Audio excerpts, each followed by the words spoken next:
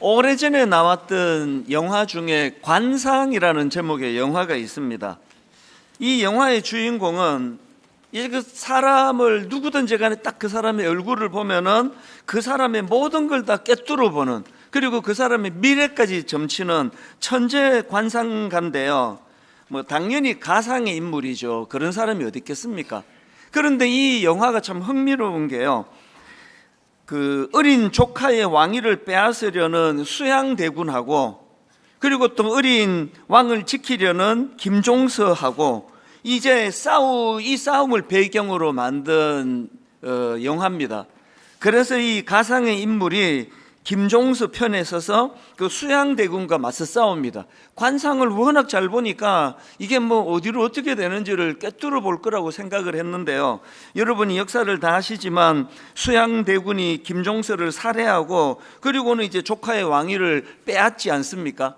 그러니까 그 극 중에서도 그 김종서 편에 이 주인공이 서 있었기 때문에 완전히 몰락하는 겁니다. 아들이 죽임을 당하고 그리고는 인생이 진짜 완전히 비참해져 버렸는데요. 제가 이 영화를 주목하는 것은요, 그렇게 몰락해버린 이 천재 관상가가 했던 맨 마지막 대사입니다. 자기가 판단을 잘못했다는 것을 시인하면서 이런 이야기를 합니다. 수양은 왕이 될 사람이었단 말이요, 난 사람의 얼굴을 봤을 뿐 시대의 모습을 보지 못했어. 시시각각 변하는 파도만 본 격이지. 그러면서 하는 말이 이렇습니다. 바람을 보아야 하는데 파도를 만드는 건 바람인데 말이요. 이게 제게 굉장히 강렬했습니다. 관상을 너무 잘 보고 이 사람 얼굴을 보면 이 사람은 어떻게 되겠다, 이렇게 되겠다, 저렇게 되겠다, 그리고는 자기가 하는 일에 대하여 그리고 확신을 가지고 달려갔지만 마지막에 그 회한이 그거 아닙니까? 시대를 보지 못했다는 거죠. 그러면서 자기는 시시각각 변하는 파도만 봤다. 저 파도를 움직이는 건 바람인데 나는 바람을 보지 못했다. 제가 이 영화의 마지막 대사를 보면서 오래전에 그 대구 서문교회에 그 이성은 목사님, 원로 목사님이 되신 이후에 하셨던 강의가 제가 다시 떠올려진 겁니다. 대구 서문교회는 제가 신학생 시절에 그 파트타임으로 교육전사로 주일학교를 섬겼던 교회이기 때문에 그 교회를 제가 잘 알거든요. 이 목사님이 굉장히 존경을 받으시는 그런 담임 목사님이셨고, 교회가 참 성숙한 신앙인이 많은 교회라고 제가 기억을 합니다. 그런데 이 목사님이 은퇴하신 이후에 그 젊은 목회자들을 모아놓고 하는 강의 속에서 너무 깜짝 놀란 말씀을 하시는 겁니다. 계속 이 목사님이 강의에서 강조하시는 게, 은퇴하고 보니 내 목회는 아쉬움이 많다. 은퇴하고 보니까 나는 목회를 제대로 잘 못한 목사다. 이걸 계속 강조하시는 겁니다. 이 목사님께서 후회하시는 그 핵심이 뭐냐 하니까, 나는 새 술에 취한 목회를 하지 못했다. 이게 목사님의 말씀의 핵심이에요. 이 새 술에 취한 목회가 뭐냐 하니까, 지난주에 우리가 살펴본 것처럼 에베소서 5장 18절입니다. 술 취하지 말라. 이는 방탕한 것이니 오직 성령으로 충만함을 받으라. 그리고 또 오늘 살펴보게 될 사도행전 2장에 나오는 오순절 성령 강림 사건으로 충만했던 그 사도들을 빗대가지고 이제 새 술에 취한 목회를 하지 못했다, 이걸 강조하시는데요. 이 목사님께서 나는 새 술에 취한 목회를 하지 못했다고 하시면서 여러 번 반복하신 말씀이 이런 말씀입니다. 나는 합리적인 사람이고 나는 이치를 따지고 분석하는 일을 좋아하는 사람인데, 목회도 이렇게 합리적이고 논리적으로만 내가 목회를 했다. 이게 목사님이 말씀하시는 이제 후회스러운 자기 반성이라는 겁니다. 그러면서 이 목사님이 당신의 목회를 어떻게 결론 짓느냐 하니까 이렇게 결론 지으셨습니다. 오늘 와서 반성해 보면 머리가 커진 교인은 길렀어도 가슴이 뜨거운 신자는 못 길렀습니다. 이것이 내 목회의 결론입니다.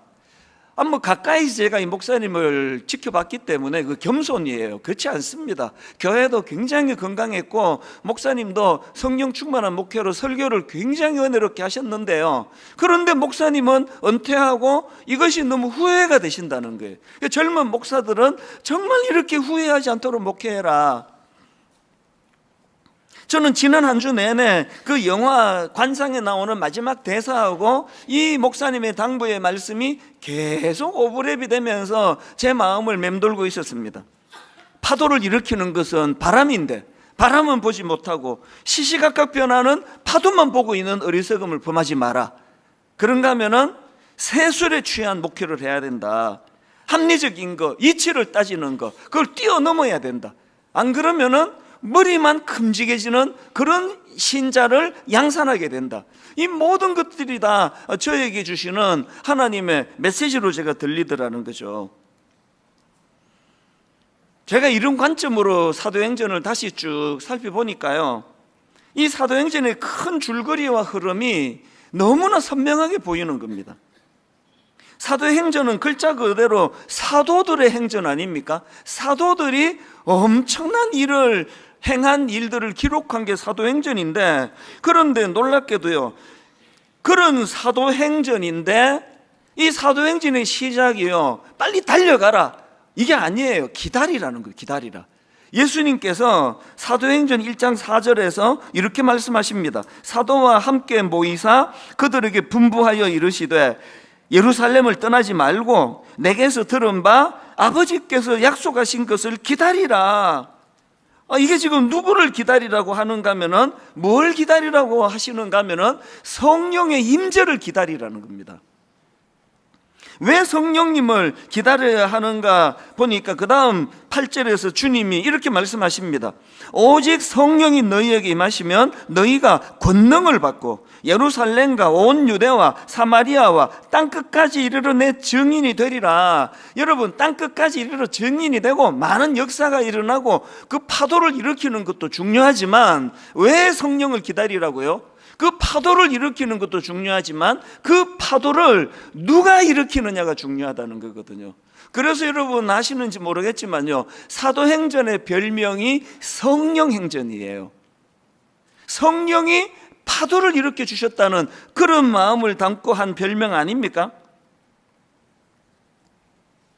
저는 지난주 화요일 아침에 전체 교역자들이 다 모여있는 회의에서 마지막으로 제가 이 찬양을 부르고 기도하자고 권했습니다. 한 학기를 마무리하는 찬양이에요. 우리들의 무기는 육체가 아니요 그러나 강하오 참으로 강하오. 우리들의 무기는 육체가 아니요 그러나 강하오 성령 안에서. 이게 이렇게 슬픈 노래가 아닌데 갑자기 막 슬퍼져요. 더 활기차게 불러야 될 것 같은데요. 견고한 진을 파하는 강력이요 강한 힘이요 참으로 강하오. 견고한 진을 파하는 강력이요 강한 힘이요 성령 안에서. 이 찬양은요, 고린도후서 10장 3절 4절을 가지고 만든 찬양입니다. 우리가 육신으로 행하나 육신에 따라 싸우지 아니하노니 우리의 싸우는 무기는 육신에 속한 것이 아니요 오직 어떤 견고한 진도 무너뜨리는 하나님의 능력이라. 모든 이론을 무너뜨리며. 여러분, 우리는 육신을 갖고 살아가지만 이 땅을 헤쳐나가는 그 우리의 삶의 도구는 그 육신이 아니라는 거죠. 나의 학력, 내가 가진 실력, 내가 가진 말주변, 이런 걸로 무기로 삼아서는 안 된다는 거거든요. 여러분은 지금 어떤 무기를 가지고 여러분의 인생을 헤쳐나가고 계십니까? 오늘 우리 시대를 중독 시대라 그러잖아요. 저는 확신합니다. 오늘 여기 예배 드리는 모든 분들, 저를 포함해서 100% 다 중독이에요. 내가 무슨 중독이 있냐고요? 알코올 중독? 아니죠. 무슨 중독입니까? 오늘 우리 시대는 중독의 시대예요. 스마트폰에 중독돼 있고 지금 내가 끊을 수 없는 어떤 문제를 가지고 씨름하는 그것이 우리 모두의 고민이거든요. 그런데 이 말씀이 지금 뭘 강조합니까? 우리의 싸우는 무기는 육신에 속한 것이 아니요 오직 어떤 견고한 진도 무너뜨리는 하나님의 능력이라. 지금 우리 내면에 우리에게 중독을 일으키는 그런 우리 뇌를 마비시키는 강력한 진이 여기 구축이 되어 있는 거예요. 안 없어지는 겁니다.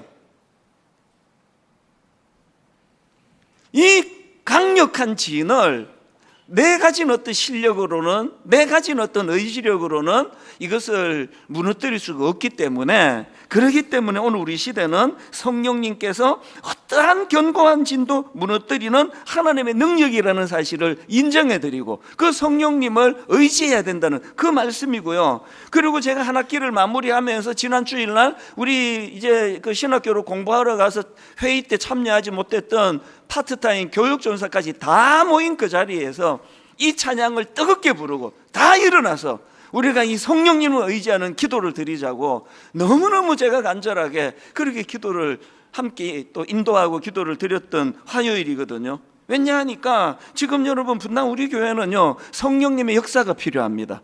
여러분 뭐 수없이 말씀드리고 여러분 다 겪었지만 1만 성도 파송 운동 이후로 지난 2년 분당 우리 교회는 진짜 힘든 시간을 보냈습니다.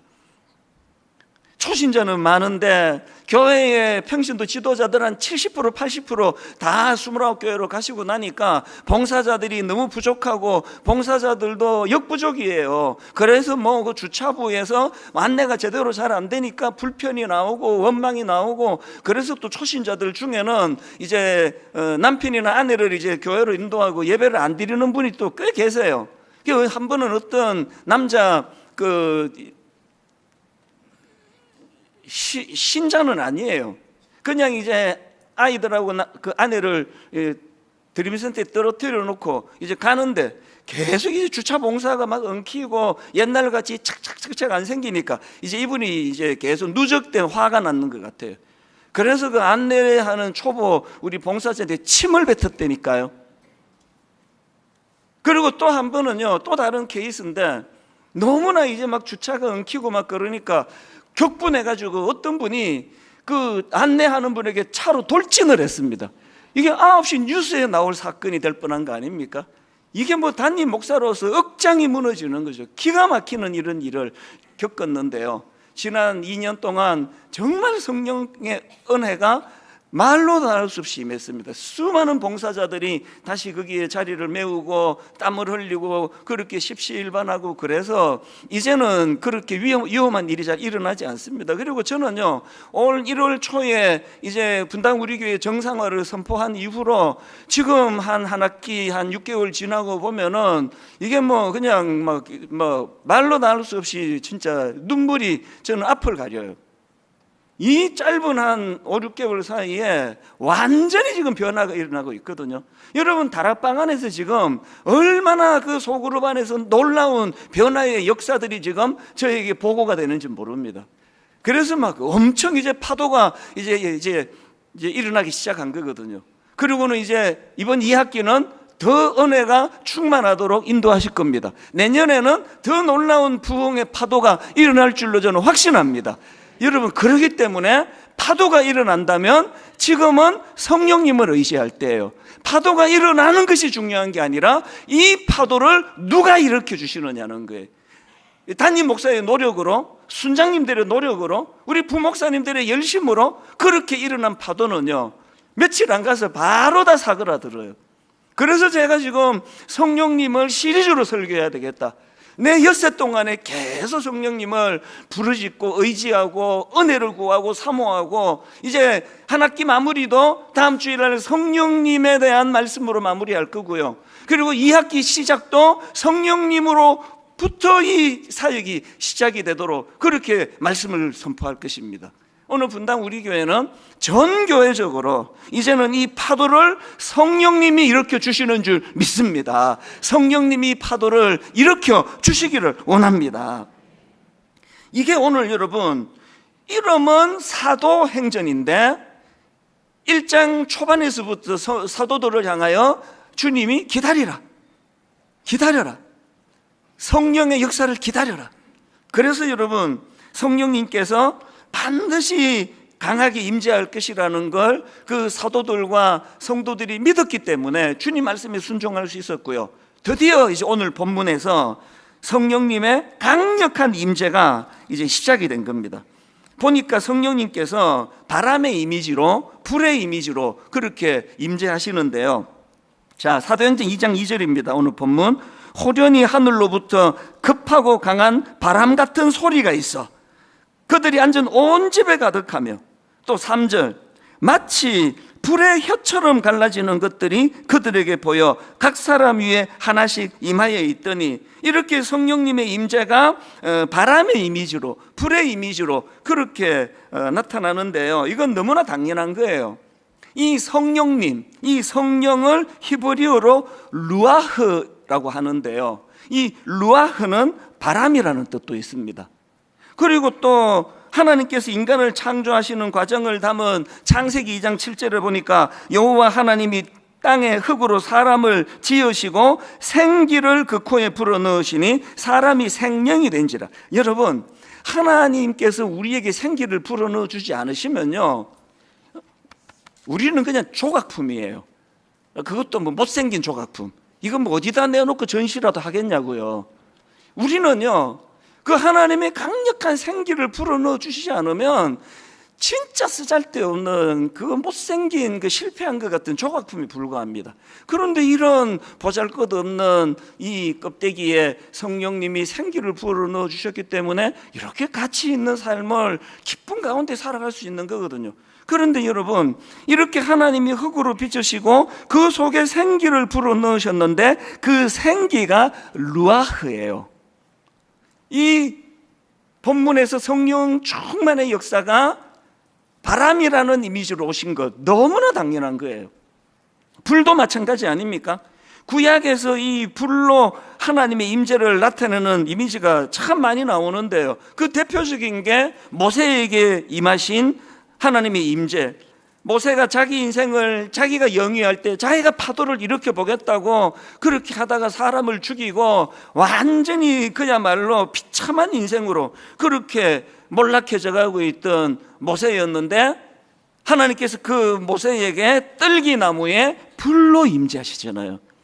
그 불로 임재하신 하나님의 임재로 모세가 완전히 활력을 되찾게 되는 거, 우리가 역사를 다 알고 있는 거 아닙니까?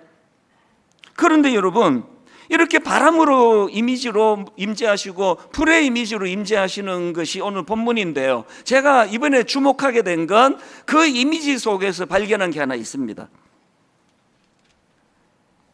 지금 바람의 이미지로 임재하시는데 그 이미지가 엄청 강렬해요. 자, 사도행전 2장 2절입니다. 호련히 하늘로부터 급하고 강한 바람 같은 소리가 있어. 성령님이요, 봄바람으로 임재하실 때가 있어요.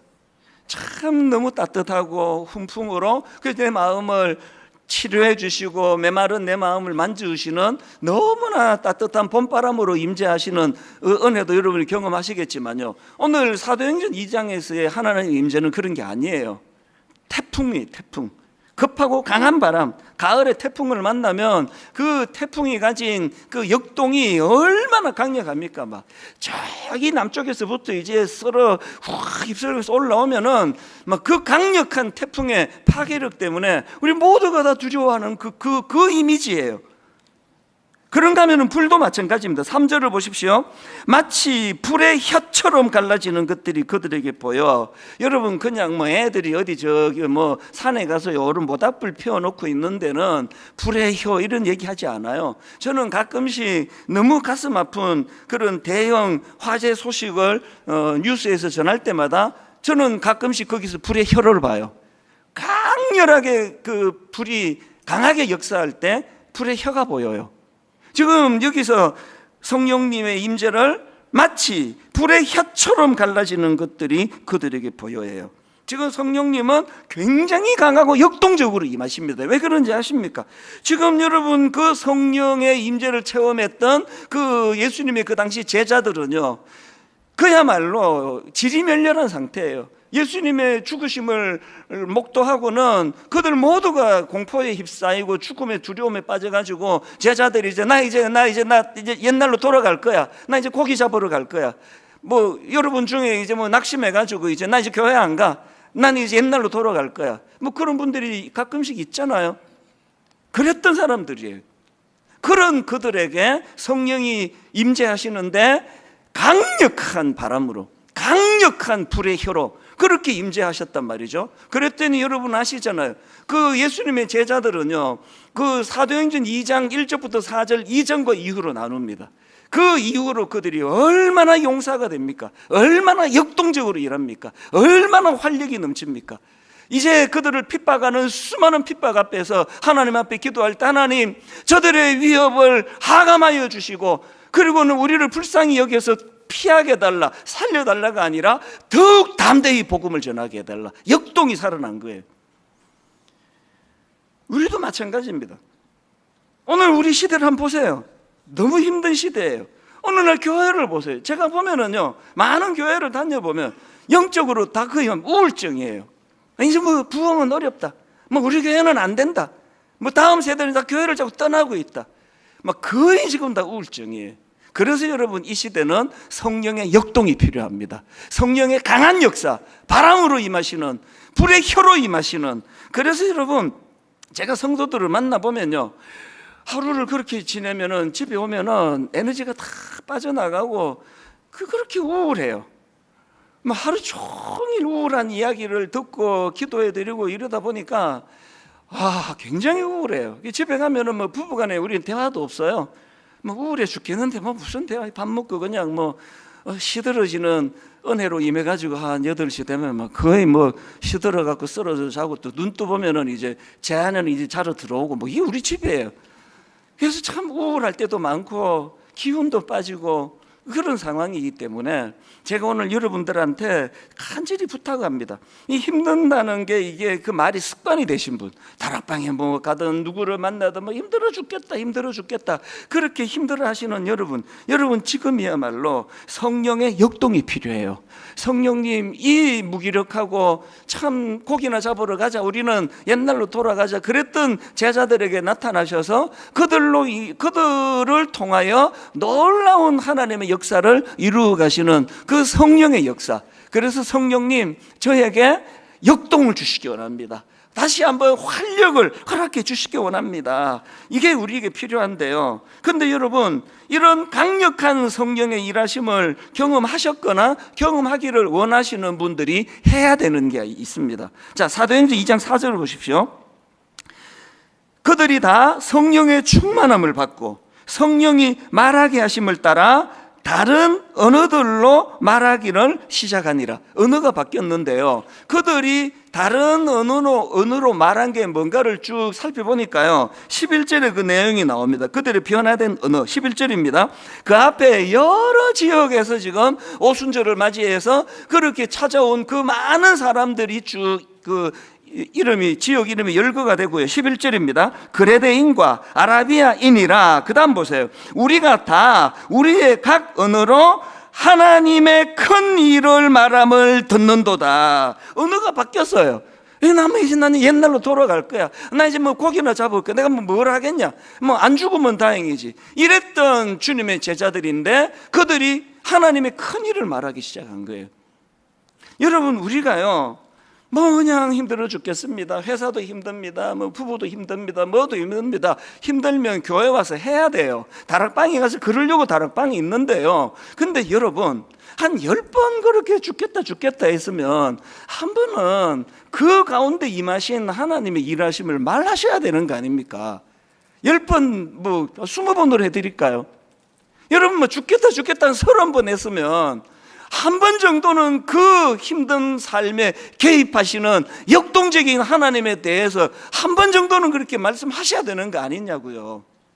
뭐 교회가 맨날 뭐 이것도 어렵고 저것도 어렵고 뭐 이것도 문제고 저것도 문제고 뭐 다 현실적으로 어려운 거 알겠는데 10번 그렇게 이야기하면 한 번 성령의 강력한 은혜를 경험한 사람답게 그 가끔씩 한 번은 하나님이 행하신 큰 일에 대하여 한 번씩 말씀하셔야 되는 거 아니냐고요.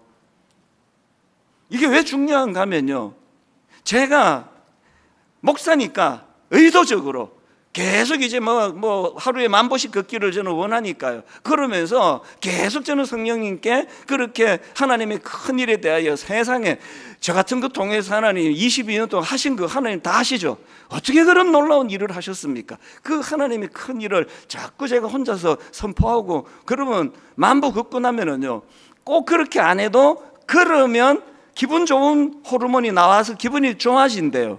근데 저는 기분이 더 좋아져요. 거기에 성령님의 큰 일을 말씀드렸거든요.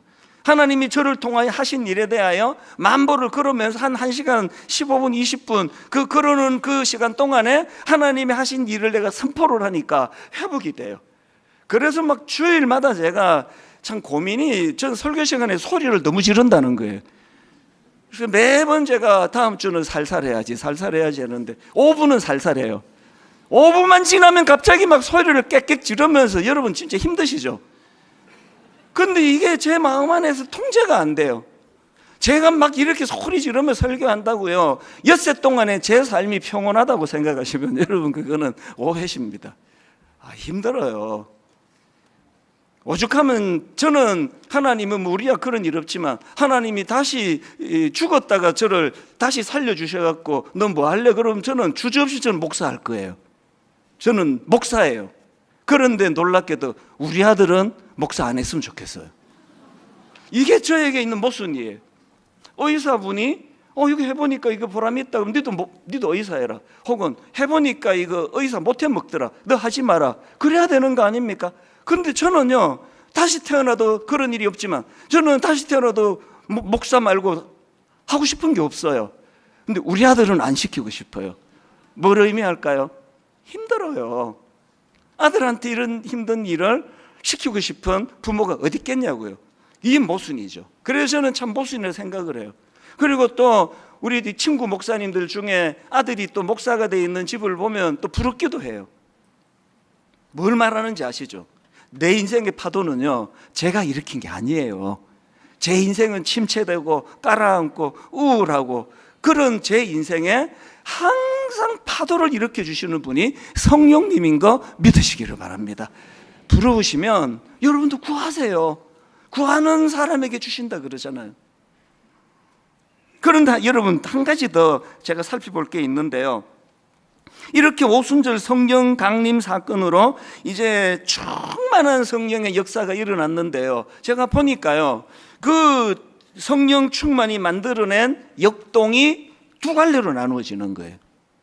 한 갈래는 여러분 모두가 너무 잘 알고 여러분 모두가 원하는 역동이에요. 그게 베드로에게 나타난 역동입니다. 베드로가 이제 그 신학 공부를 했습니까?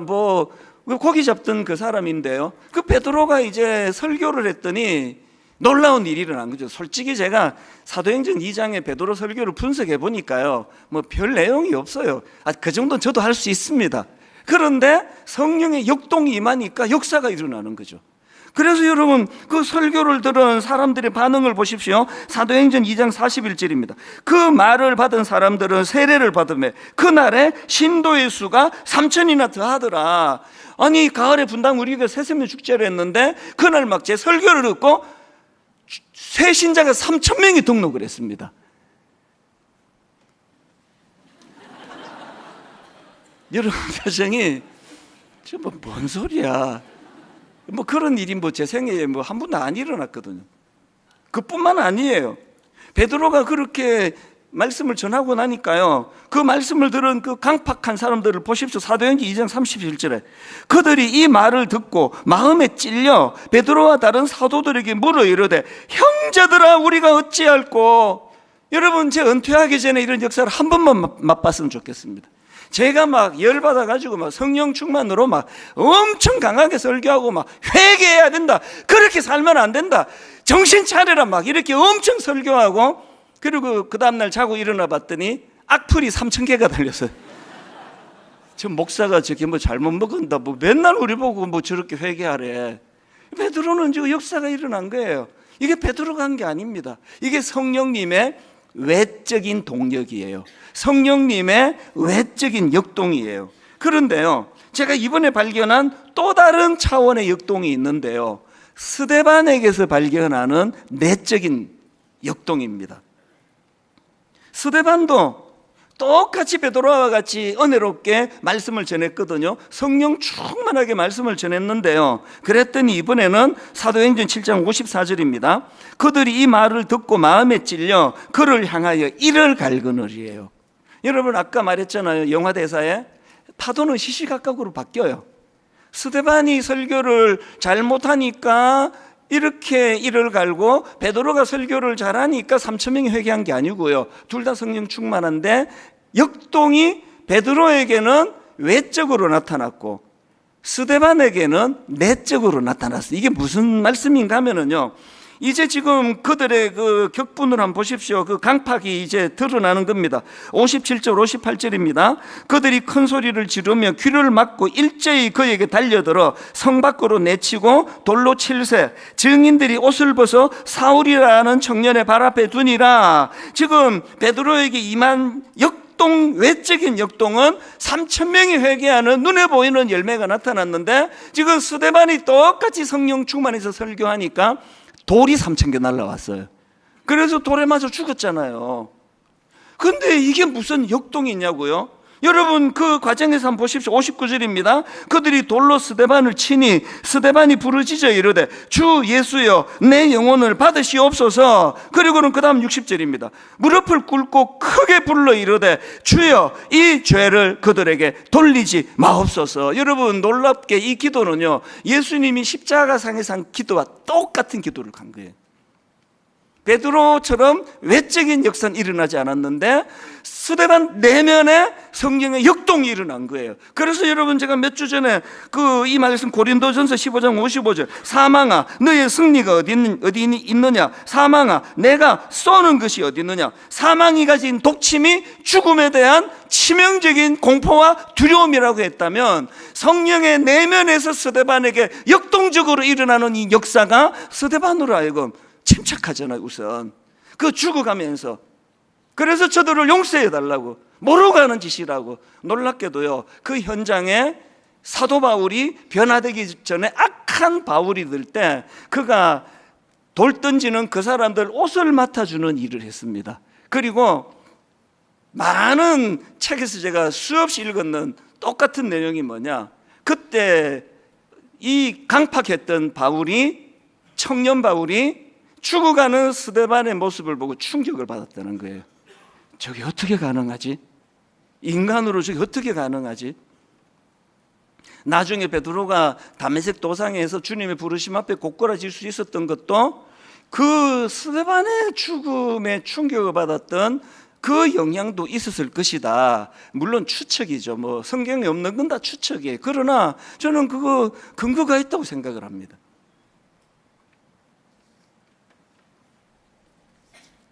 우리가 원하는 건 베드로의 역동이에요. 성령 충만하고 막 사업이 불같이 일어나고 막 성령 충만하고 막 교회에서 막 너무 인정을 받고 막 성령 충만하고 막 개척을 했더니 막 사람들이 막 벌떼처럼 모여들고 이 외적인 역동을. 그래서 저는요, 지난주 내내 저희 아버지 생각이 이렇게 나더라고요. 저희 아버지는 내적인 역동 아닙니까? 아버지가 40일 금식기도 하고 그때부터 교회가 막 불같이 일어나고 막 2년 만에 2만 명이 모이고, 아버지가 막 전국을 다니면서 내가 막 말을 심하게 듣는 목사였는데 내가 성령 충만을 구하고 40일 금식기도 했더니 불이 임해가지고 싹 이제 뭐 말 듣는 것 주고 교회가 불같이 일어났습니다. 할렐루야! 막 전국을 다니면서 뭐 집회를 했겠죠. 그런데 하나님은 저희 아버지에게 내적인, 또 저희 어머니에게 내적인 역동을 주셨기 때문에 저희 어머니는 거기에 요동하지 않는 내면적인 성령의 강함을 맛을 보았고, 그런 기가 막힌 부모를 잘 만난 덕에 아무 참 보잘것없는 제가 그 부모의 성령 충만의 역동을 오늘까지 제가 지금 누리고 있는 거 아닙니까? 여러분은 사실 우리 아버지 어머니한테 좀 감사해야 돼요. 그 열매를 여러분 지금 보고 있는 거 아닙니까? 오늘은 뭐 그냥 내적인 그 역동을 추구하시는 여러분으로 말미암아 반응은 냉랭하지만, 그러나 뭐 저는 또 괜찮아요. 뭐 이러든 저러든. 오늘의 결론을요, 저는 이렇게 맺기를 원합니다. 이제 우리 그 단기 선교를 가시는데요. 아까 우리 중동부 애들이 영어로 태국 말로 이렇게 해갖고 그래갖고 무슨 복음을 전하겠습니까? 그래갖고 그 중학교 애들이 태국말 그렇게 해갖고. 근데 여러분 놀라운 건요, 이게 그래갖고 뭔 일이 일어나겠느냐는 그 현장에서 그동안 수많은 역동이 일어나는 거예요. 성령의 역사가 일어나는 거예요. 우리 중학생들이 또 우리 어른들이 이번에도 단기 선교에서 그 외적인 역동을 맛보게 되기를 바랍니다. 그것만이 아니고요, 우리 대학 청년부 이번에 한 600여 명이 지금 그 시골에 있는 교회들을 가는데 지금 기준이 이거예요. 70세 이상 어른들이 20명 미만으로 모여있는 교회들. 우리 대학 청년들이 곳곳으로 지금 강원도에 있는 교회를 가서 저는요, 그 열악한 환경에 70세 이상 어른들 20명 미만 그 교회를 눈물로 지켜내고 계시는 많은 미자립교회 목사님과 사모님, 저는 그들에게서 스데반을 본다고 생각합니다. 내적인 역동, 내면의 강함을 주시는 하나님의 은혜가 이런 거구나. 우리 청년들이 그거 보고 왔으면 좋겠습니다. 바람을 일으키는 거 중요한데요, 파도가 내 인생에 얼마나 몰아쳤느냐보다 그 파도를 누가 일으켰냐가 중요하다고. 결론을 개척 초기에요, 항상 이 찬양을 부를 때마다 우리가 마음이 뜨거웠습니다. 성령의 새바람 이 땅에 불어와 주의 영 그 생기로 우리를 다시 살리사. 그게 지난 한 주 내내 앞에 가서도 기억이 안 나고, 성령의 새바람 이 땅에 불어소서 주의 영 그 생기로 우리를 다시 살리사. 오늘 여러분 우리 뒷부분에 이 찬양을 부를 텐데요, 여러분 내면 안에 이 찬양 가운데 성령님의 그 생기, 성령님의 그 역동으로 여러분의 영이, 여러분의 가정이, 여러분의 교회가, 분당 우리 교회가 되살아나는 역사를 맛보게 되실 줄로 믿습니다. 우리 이 찬양 같이 처음에 이 찬양 부르는데요, 주님 다시 오실 때까지.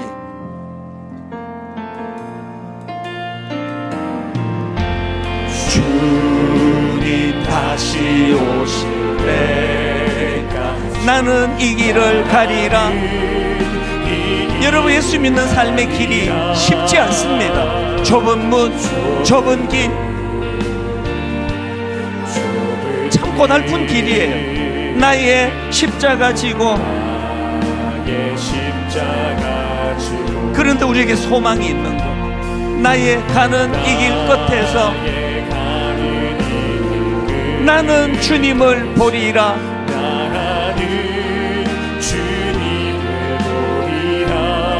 영광의 내 주님,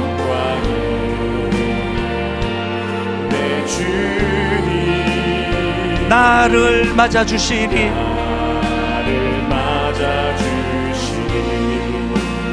주님 다시 오실 때까지 나는 일어나 달려가리라. 역동이 필요합니다. 주의 영광 온 땅 덮을 때 나는 일어나 노래하리. 여러분 다시 한번 힘을 얻으셔. 내 사모하는 주님, 온 세상 구주시라.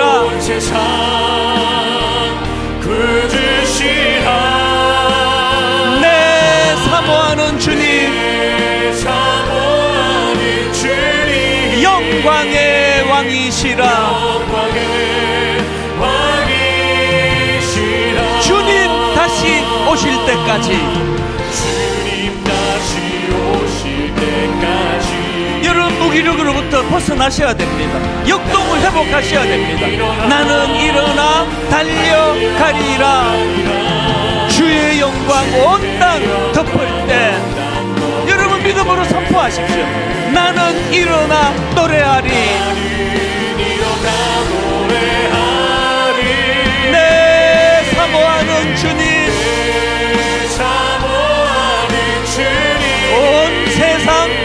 굳으시라. 온 세상 굳으시라. 내 사모하는 주님, 내 사모하는 주님, 영광의 왕이시라. 성령의 새바람, 성령의 새바람, 우리 모두가 사모하고 갈망합니다. 이 땅에 불어오소서. 주의 영 그 생기로, 주의 영 그 생기로, 여러분 사모하시며 부르짖습니다. 우리를 다시 살리사 이 땅에 하나님 영광 거하는 그런 나라가 되게 하소서. 열방에 하나님 영광 비추는 그런 교회가 되게 하소서. 우리 다 자리에서 일어나셔서 성령님의 바람이, 역동이, 성령의 새바람 이 땅에 불어오소서. 다시 회복을 꿈꾸며 주의 영 그 생기로 회복을 꿈꿉니다. 우리를 다시 살리사 이 땅에 하나님 영광 거하는 그런 나라가 되게 하소서. 성령의 역동을 의지합니다. 열방에 하나님 영광 비추는 그런 교회가 되게 하소서. 우리 마지막으로 온 전심을 다하여 성령의 새바람 사모합니다. 갈망합니다. 이 땅에 불어오소서. 주의 영 그 생기로 우리를 다시 살리사 이 땅에 하나님 영광 거하는 그런 나라가 되게 하소서.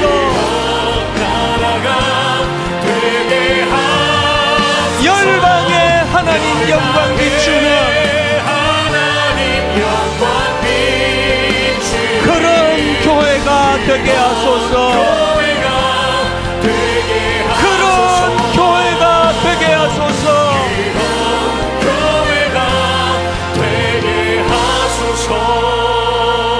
교회를 위한 기도도 물론 하시지만요, 가정을 위해 기도하세요. 아니 무슨 부부가 뭐 허구한 날 대화라는 게 뭐 우리 집은 이게 문제고 우리 집은 저게 문제고 뭐 우리 아들은 뭐 누구 닮아갖고 이 모양이고 뭐 당신이 뭐 그렇지 뭐. 아니 무슨 부부 대화가 맨날 이런 대화밖에 없으면 안 되지 않습니까? 여러분 우리가 아픈 이야기도 나누지만 그러나 그 대화 가운데 하나님의 큰 일, 그럼에도 하나님 어떻게 일하셨는지 우리 자녀를 향하여 좀 소망을 가지고 우리 가정을 위하여 아버지 바로 그런 가정이 되기를 원합니다. 우리는 무기력한데 사도들은 그저 다시 옛날로 돌아가자, 다시 고기 잡으러 가자, 그 참 무기력한 그런 상황이었지만 성령의 역동, 강한 역동으로 말미암아 회복이 일어나는 것처럼 예배 가운데 여러분 안에 영적인 회복과 역동이 일어날 줄로 믿습니다. 성령의 새바람을 구하셔야 됩니다. 남편은 너무 의지하지 말고, 아내를 너무 의지하지 말고 그 안에 일하신 성령님을 이 시간 의지하며 기도하기 원합니다. 우리 한 목소리로 합심해서 주님 이름 부르며 찾고 뜨겁게 기도하기 원합니다. 살아계신 하나님 아버지, 오늘 하나님의 일하심을 이 시간 저희들이 믿음으로 고백하고 선포합니다. 하나님 아버지, 성령의 새바람이 필요합니다. 성령의 새바람이 우리 교회에 불어 넘치기를 원합니다. 성령의 새바람이 우리 이 나라에 부어지게 하여 주시옵소서. 성령의 새바람이 이런저런 어려움을 겪고 있는 우리 가정에 아버지 부어지게 하여 주시옵소서. 우리들 10년 가운데 성령의 역사가 일어나도록 우리들의 10년 가운데 성령의 놀라운 아버지 부흥의 바람이 일어나도록 인도하여 주시옵소서. 하나님, 베드로에게 부어주셨던 외적인 역동도 필요합니다. 회복이 필요합니다. 다시 한번 일어날 수 있도록 도와주시고, 그런가 하면 하나님, 스데반에게 부어주셨던 그 내면의 회복이 일어나도록, 그 내면의 부흥이 일어나도록, 아버지 스데반에게 주셨던 그 내면의 역동을 허락해 주심으로 말미암아 하나님, 사망의 독침을 제거하고 오로지 하나님께서 구원에 달려가도록 주님 인도하여 주시옵소서. 하나님, 우리 교회에 많은 지도자들 그동안 영원한 수고하고 계십니다. 하나님, 우리 교회의 젊은 부모자들 그들이 땀 흘리며 달려가며 여기까지 왔습니다. 하나님, 이제 파도가 일어날 텐데 인간이 만들어내는 이리적인 피로가 아니라 성령의 새 바람으로 파도가 일어나게 하여 주시옵소서. 하나님, 허락하여 주시옵소서. 성님의 그 강력하신 우리를 내가 능실을 의지하지 않고 주님만을 의지하며 나아갈 준비가 될 수 있도록 인도하여 주시옵소서. 살아계신 하나님 아버지, 너무나 지치고 힘든 시대입니다.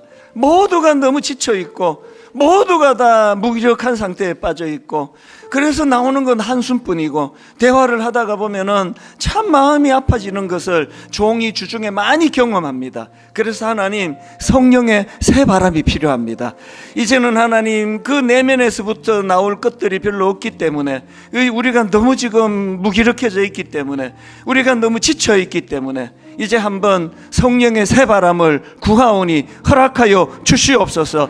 베드로에게 허락하신 성령의 외면의 외적인 역동을 허락해 주셔서 하나님, 지쳐있는 저들의 삶 가운데 다시 한번 영향력 있는 아름다운 하나님의 사람으로, 자녀들에게 영향력 있는 부모로 짧게 한마디를 해도 거기에 아이들에게 감화력이 전해지고 감동이 나타나는 아버지 외적인 역동도 허락하여 주시옵소서. 그런가 하면 하나님, 스데반처럼 겉으로 드러나는 건 낙심이고 절망이고 실패 같지만, 그런데 그 내면에 성령님이 부어주시는 내면의 역동으로 말미암아 사망의 독침을 제거한 가장 너무나 아름다운 멋진 모습으로 그렇게 주변 사람들에게 감동을 끼치는 인생으로 살아가게 하여 주시옵소서. 우리 모두가 다 또다시 또 내일 세상을 향해 나아갑니다.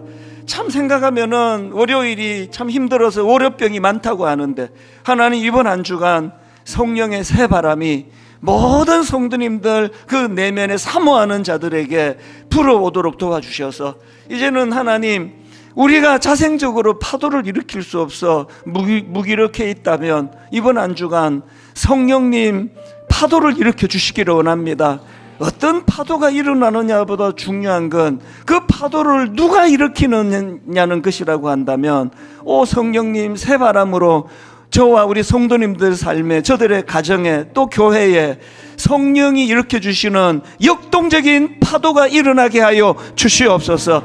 그 한 주간 거뜬히 살아내고 기쁨으로 또다시 모여 예배할 다음 주일을 사모하고 기대하며, 이 한 주를 그렇게 성령 안에 성령을 구하며 성령의 역동으로 살아내는 한 주간 되게 하여 주시옵소서.